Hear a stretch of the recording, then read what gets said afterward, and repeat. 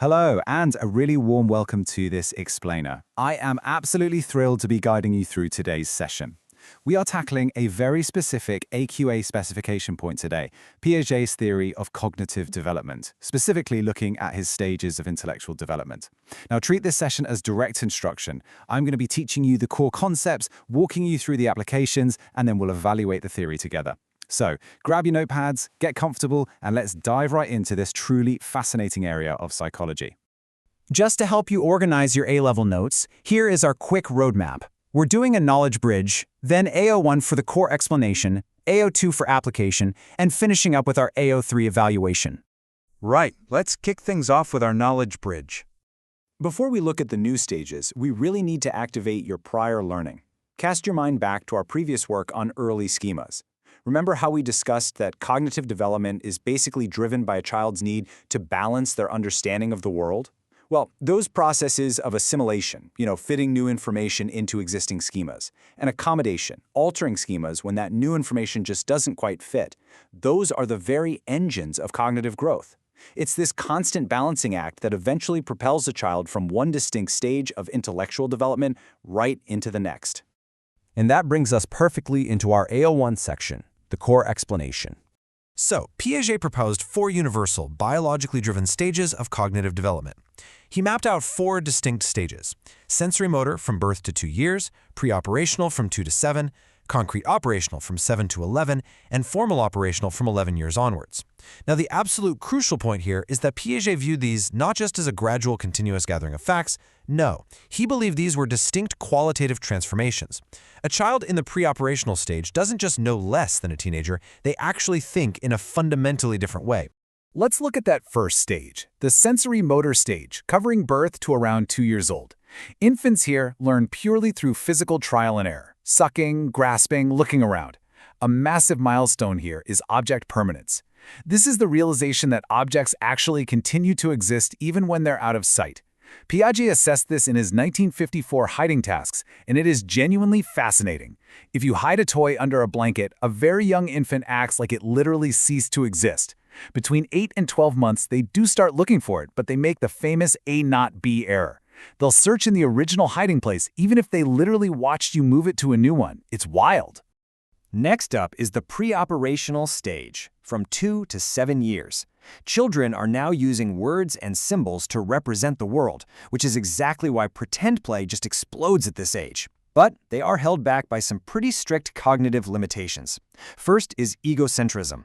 This is the inability to take another person's perspective, famously tested in Piaget and Inholder's 1956 Three Mountains task, where kids couldn't identify what a doll would see from a different angle. Then we have centration, where they focus on just one single aspect of a situation and completely ignore all the others. And finally, irreversibility, meaning they really struggle to mentally reverse a sequence of actions. Those limitations brilliantly illustrate why they eventually transition into the concrete operational stage, between 7 and 11 years. Here, children develop logical thinking, provided the objects are physical or concrete. They conquer conservation, the understanding that quantity remains the exact same despite changes in its appearance. This happens because they learn to decenter, which means looking at multiple aspects of a situation all at once, and they grasp reversibility. They also start to understand class inclusion, knowing that, say, roses are a subcategory of the broader class of flowers. Finally, we hit the formal operational stage, from 11 years onwards. Welcome to the realm of abstract scientific thought.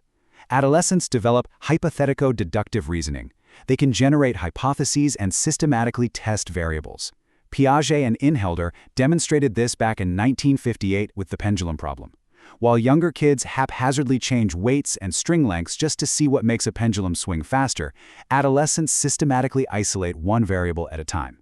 They also develop propositional thought, meaning they can reason logically about totally hypothetical statements without needing physical objects sitting right in front of them. All right, with our AO1 knowledge secure, let's step into AO2, application. We're going to start with a massive misconception alert. Imagine a year 1 teacher pours identical amounts of juice into a tall, thin cup and a short, wide cup. A student gets the short cup and has an absolute meltdown because they think they've got less. A super common mistake is labeling this child as naughty or greedy, but applying Piaget, we know this isn't behavioral disobedience at all. It's a pure cognitive limitation.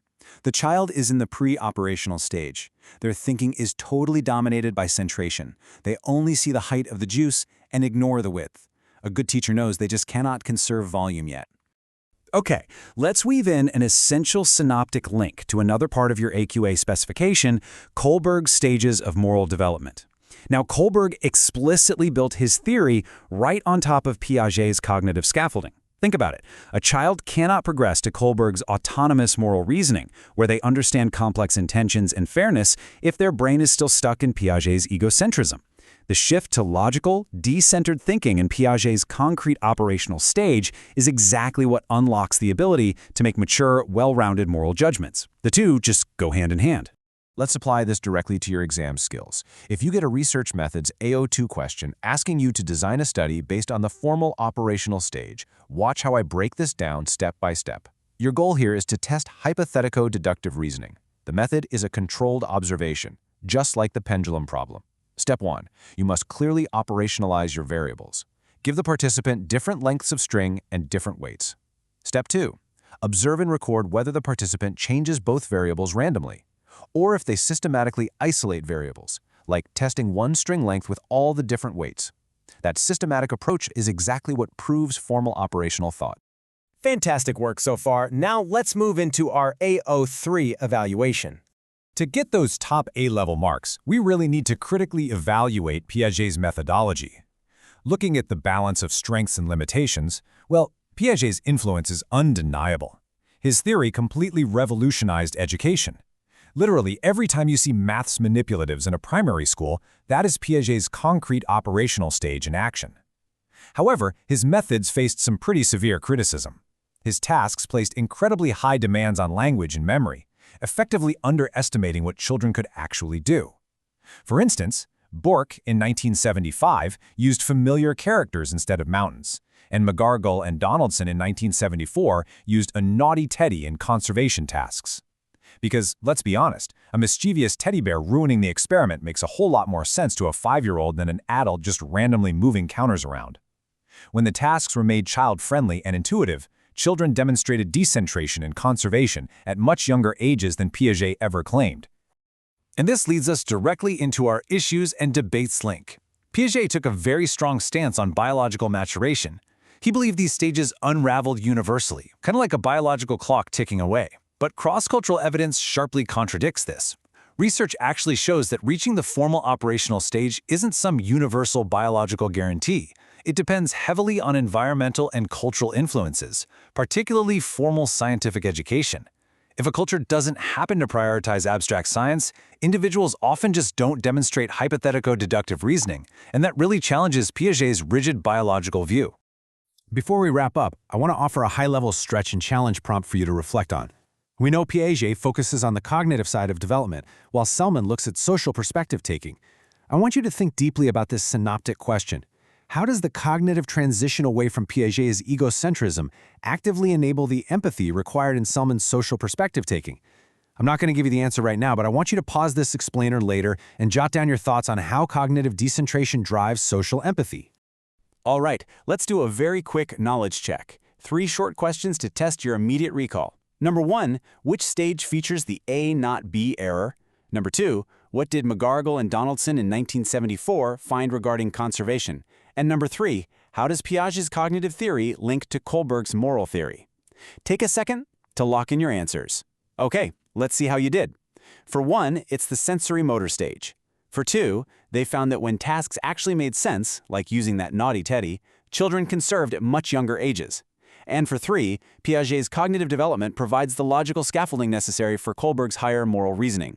Excellent job if you got those. Now, psychology isn't just for the classroom. Here is a really simple, highly ethical practical study you can do at home with a younger sibling or a cousin. Try testing conservation for yourself. Take 2 identical glasses of water, then pour one into a tall, narrow glass and the other into a short, wide bowl. Ask them which has more. It is so fascinating to observe centration in real life. But keep your research methods terminology in mind here. How would you standardize the way you ask the question? Give it a try. And that brings us to the end of our explainer. We've journeyed all the way from the sensory trial and error of infancy right up to the complex, abstract reasoning of adolescence. Please make sure you have solid definitions in your notes for all of our key terms: object permanence, egocentrism, centration, conservation, and hypothetico-deductive reasoning. While Piaget may have underestimated exactly when children develop these skills, his legacy in showing us that children think fundamentally differently than adults remains an absolute cornerstone of developmental psychology. But it leaves us with a fascinating question. If our cognitive abilities are so heavily shaped by our culture and environment, what limits to human thought might we be placing on the next generation right now? Keep reviewing your notes, stay curious, and I'll catch you next time.